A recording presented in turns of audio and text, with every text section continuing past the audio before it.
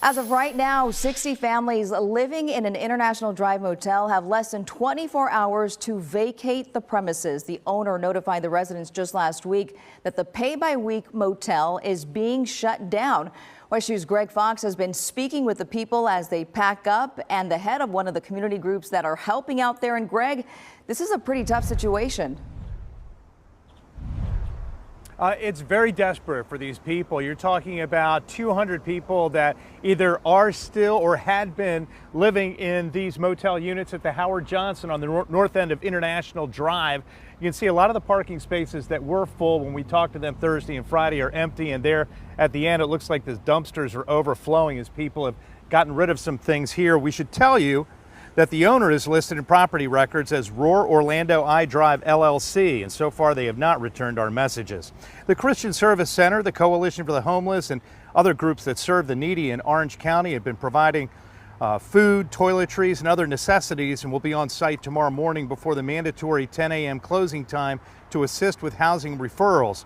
I talked with some of the people here who are angry because they say they paid hundreds of dollars to stay for as long as 1 month or longer. First, we'll hear from resident Travis Wieland, and who is being evicted along with his wife and 3 dogs, and then we'll hear from Eric Gray of the Christian Service Center. I got a job offer in Cocoa Beach at a hotel that I can live and work at, but we're trying to raise the money to get there. Yeah. Do you have a car? No. We're trying to rent a U-Haul truck. Okay.